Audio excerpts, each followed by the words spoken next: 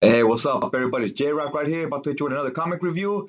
Today we're going to be reviewing Something Is Killing the Children, Volume 1, which covers the first 5 issues. So you read this book, you're a fan of it, or you read it and there's something that just didn't vibe with you, go ahead and let me know in the comment section down below what you thought about it.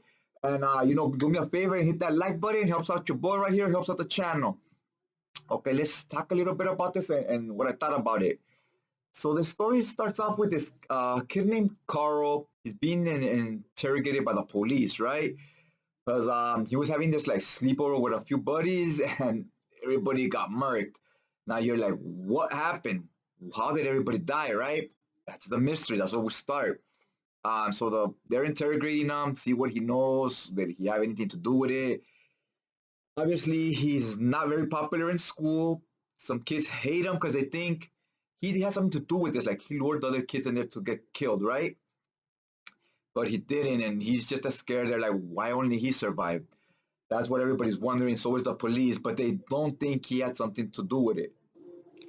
But what they do think is, they think he knows some information that could be helpful, but he's probably scared to talk. Like he witnessed something, right? He saw what went down, but he thinks nobody will believe him. He saw a monster just mutilate everybody, right? And he's like, what's the point of saying they're just gonna think I'm crazy if I say that, right? Then they're really gonna think that I had something to do with it.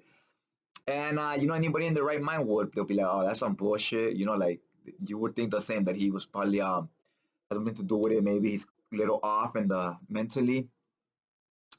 So, anyways, after this whole interrogation, he goes back to school, whatever. He's not fitting in because of the whole situation.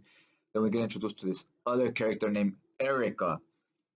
You see Erica here, she's looking at this poster like of students' faces and so forth, and looking for Carl. So she's a monster hunter, if you will. And she's looking for Carl, and she kind of knows the rundown. Some kids have been missing or whatever. Somebody's killing the children, right? Hence the name of the book. So whenever she hears this in headlines on newspaper articles or whatever, she heads to those towns to. That's how she knows there's a monster there, and she goes and takes care of business. So Erica ends up finding Carl in the school. She lets him know, look, I'm here to help you and so forth. Let me know what happened. Tell me the whole story. I'll believe anything you tell me. I've seen a lot of weird shit, right? So they start becoming like building a bond, and they're gonna be the two main characters. Uh, when you see her, she has on the side of her head, she has this weird like a cut, like a scar. She's part of this secret society. I thought she was just a monster hunter on her own. Wasn't sure what that cut was, but then they reveal it's they're part of this secret society. Everybody that has that scar can see these monsters. They're the only adults that can see these monsters. Besides the adults, only the kids, because this kid is like a junior high age, right? Maybe around 12. So kids can see the monsters, adults can unless they're part of the society. So they're invisible to everybody else. So if they kill somebody, the grown-ups wouldn't be able to see them anyways. So that was kind of crazy. Now we get to this part where we're talking to this guy named Tommy. His little sister's missing. He's talking to his mom about it. Hey, don't give up hope. She's out there somewhere. The mom's like, kid's been missing a while. She's dead. It's obvious. We just need to find the body so we could come to peace with it, right? And he's like, don't think like that. Don't think negative. She's out there somewhere. But she's really not. She's most likely dead. This gave me vibes of that show, Stranger Things. It has some similarities while still going its own route and still being different enough, right? So if you like one, you like the other. This one's a little less airy, more action, and Stranger Things is a little bit more like suspense. Our main character, Erica, she's kind of crazy, like, cause she's been there, done that. So all this is just routine. It's over. She's done it over and over again in different cities, right? So she kind of already knows how people are gonna react. She's like, look, I know you're scared. I know you're gonna think this. I know you're gonna do this, and she's pretty much always spot on because she's just rinses and repeats. She's done this a million times in other cities, and these are always the tropes, right? So that was kind of interesting at first because sometimes it annoys people. They're like, oh, like shut up, like you think you know it all, but she does. She knows it all. Tommy leaves to work. We get a glimpse at these monsters. We see it, we're like, oh shit, he's toast. Now we see the monster, and he thinks he hears something. He's like, what was that? Did somebody say something? He turns around to look around, and he's looking at the monster, but he can't see him. So at first we're like, why? Like he's looking at the monster. Why isn't he doing anything, right? Why isn't he running or something? So it turns out it's like I said, because the adults they can't see the monster. So he just barely heard a noise. And why did the monster not kill them?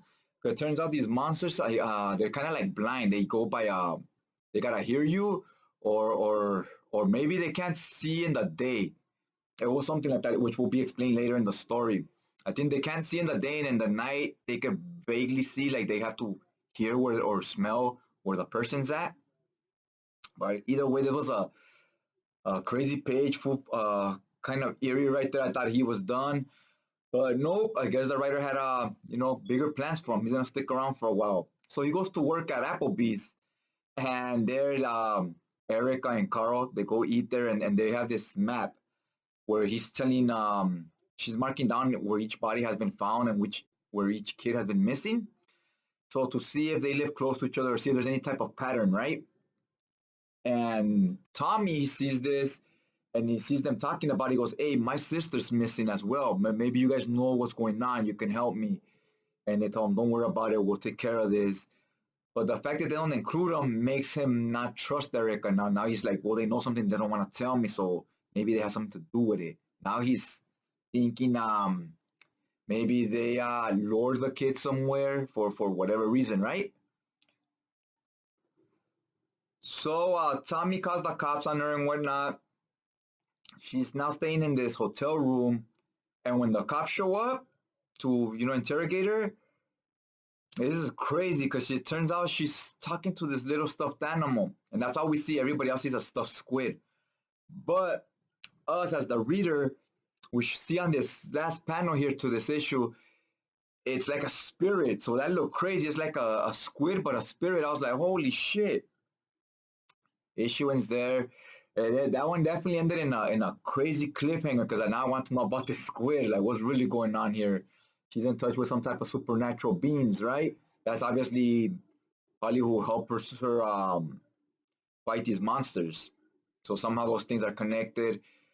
When she's in jail, what I found interesting, because they took her to jail to interrogate her about the missing children. They go, hey, as soon as you appeared, missing children everywhere, right? She's, yeah, I'm here to stop that. They go, oh, so you just came from somewhere to play hero. That obviously doesn't sound right. And she's telling the cop, these kids were missing before I showed up here. I just showed up. They were missing before. It's been months, right? This has been going on for months. So the cop's like, that is true. Maybe she is here for another reason. Like, he's thinking it to himself. And he sees her ID, and this tripped me out because based on her ID, she's about 34 years old. She definitely did not come off like a 34-year-old to me. I thought she was like around, mid-20s. I was like, holy shit, she's a lot older than I thought. At least how the way the artist draws her, she came off a little younger. Or maybe it was her build, I don't know. But yeah, so yeah, she's who knows how long she's been doing this. Now that we know she's 34, she could be doing this 15 years for all we know, right? So anyways, after talking to the cop for a while, they get into heated arguments. But she starts making sense to him. At first, he's like, this girl's crazy, probably drunk. But the more she talks, she starts making sense. And he's like, maybe she is here to do some good. Maybe she's here to help. So he releases her. He goes, I really have nothing to arrest her for anyways, right? So he releases her from the station. And this cop, he's kind of stern, kind of strict, but he's not a complete asshole. The fact that he let her go and so forth makes you have some faith in him, and he has some faith in her, right? So he's not like a hateable character. So far, this story, it's pretty straightforward for the most part. It doesn't completely explain everything to you, but you don't feel confused or anything. It's not overcomplicated, right? There's a few questions to be asked, like where are these monsters coming from? Why do they take children? But for the most part, we're moving along at a good pace and so forth. The dialogue is also pretty straightforward. The characters are just saying what they need to say to move the story along. They kind of come off one note, like each character has a purpose. So right now we're not really getting to know the characters great. Like they're not really like as engaging as I'd like them to be. but they each serve their purpose, right? So the dialogue, it doesn't go to waste. Everything you're reading, everything they're saying, there's a point to it, right? It's never just to just chat or anything like that. So that makes it not too bad. Dialogue wise, can breeze through the reading pretty easy. So we get to this part once Erica gets released. He gets a Home Depot to get weapons, right? Chainsaws, axes, all kinds of crazy stuff. Uh, she kind of reminds me. Her personality is not the same, but just the character itself is a lot like she comes off as Buffy the Vampire Slayer to me, right? Where she's been fighting these vampires forever. She knows what she's doing. She's like, just follow my lead and so forth. And everybody else is kind of in the dark, like what's going on? Where are these monsters coming from? And that's where we're at with her. So when she's buying all these weapons at the Home Depot, Tommy, he realizes, oh, they just released her because they had nothing to charge her with, right? So he wants to take the law into his own hands. He goes and grabs a gun. He goes, I'm going to take care of her myself. Decides to grab a gun and follow her. So at the same time he's following her, one of the cops from the police station, see, the sheriff's brighter than you think. He released her, but he had a deputy follow her around, like, see what she's up to. Let's see where she takes us, right? So cop is following her, so is Tommy, and he's he's acting loaded. So it looks like all these stories with the cops, Tommy, Erica, they're all gonna, intertwine and bump into each other, and it looks like it's gonna be a mess. Here we're getting close to the end of the trade, and man, it's been a fun ride. What we get right here, Erica found a cave. So these monsters fight in caves, right? They hide there and they hide the bodies they kill or the children that they keep alive. They still drag them into these caves to eat them for later or whatever, right? When she finds this cave, um, she's ready to go in there. Now the deputy, the guy that was sent there to follow them, he's scoping them out. He's like, what are they doing? Why are they going into this cave? So while he's doing this, Tommy creeps up behind them and he just cracks him while pistol whoops him, lays him out. So he just freaking assaulted with a deadly weapon a police officer. I was like, holy shit, he's gonna be in trouble now, right? Laid him out, and it turns out, like, why would he do that, right? Turns out he's pissed because he goes, how could you guys let her go? She probably murdered my little sister. So he's like, I'm gonna go get her. Takes his gun with him, goes, follows her into that cave. Yo, shit was bananas. I was like, oh my God. Like, he walked in there, seen all these dead bodies, pointed his gun at her. He says, I knew you had something to do with this. And he thinks he killed those bodies. She tells him, no, it's not me. It's not like it looks. I'm here looking for the same person you are. It's like, yeah, right. So he's ready to just kind of let her have it, right? He has his gun, point deadlocked and ready to go. So when this happens, she starts flying in the air and fighting, and you see blood coming out, and he's seen her in the air fighting and blood squirting out that ain't hers. Like an exorcism, he's like, what the hell's going on? Like, he knows there's something there, but he can't see it. So he knows there's some supernatural elements going on. So he starts shooting at the air. He's like, let go of her. And things just go, off the rails right here. You don't know what's gonna happen. He doesn't know what he's gonna do. Do I shoot her? Do I keep shooting blindly in the air? It got real intense, yo. I was like, damn, like what's gonna go down right here? Obviously, she's the main protagonist. She was not gonna die, but I know what's gonna happen with Tommy and the monster, right? So they got out of this bad situation, but while he was shooting everywhere, he ended up shooting Carl. So when he shoots Carl, they grab him and they hide behind these rocks. And she explains to them, as long as you don't make noise, the monster's kind of blind. Don't make noise, he can't find us. So they're quiet for a minute, and then she starts explaining to Tommy, look, you can't see the monster, but he's there. And she tells him the only way you can see him is if, and she shows him the scar she has on her head. So she gives him the same scar. It has to be done with a specific golden knife. She hits him in the side of the head, and she goes, I have to do this to you so you can see what I'm seeing. Once he gets that cut, he can now see the monster. He's like, holy shit. And she's like, shh, don't make noise.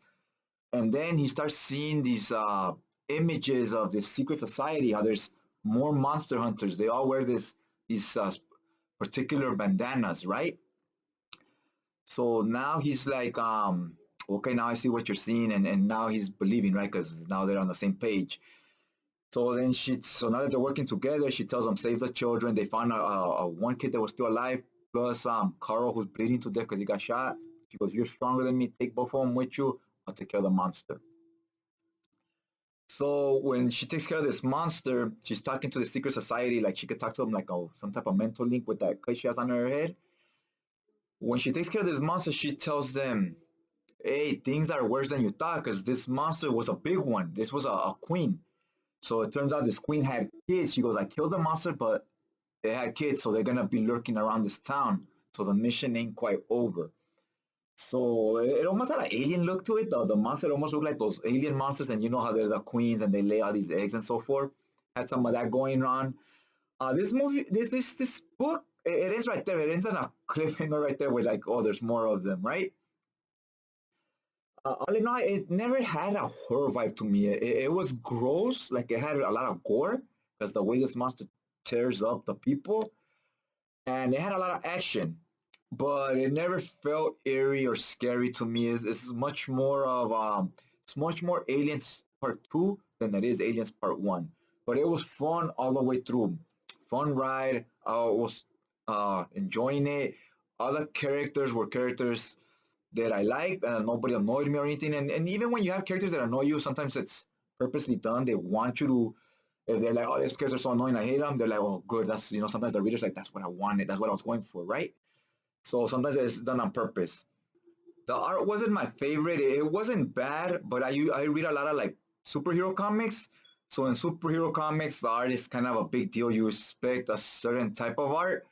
Obviously, this isn't a superhero comic book. This is something like a little different. So the art style is a lot more indie. Like it has an indie feel to it, and it's fine. It's technically it's sound. It tells a story the way it's supposed to. Does everything the way it's supposed to. It's just not what I'm used to because I read like comic book type of art, right? Like a superhero comic book type of art. So it's a lot different from that. It's a big departure.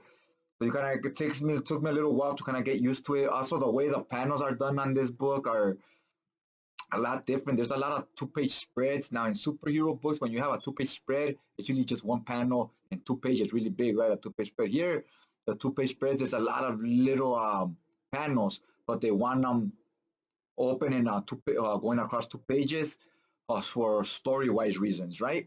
Which works, but it's a lot different. A lot different the way the panel layouts and so forth as well as just the pencils and the art style in general.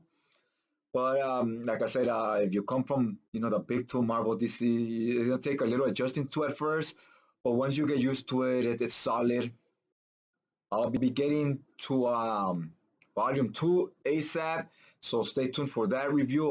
It'll be dropped in the near future. Hopefully you like this video. Let me know if you read this book.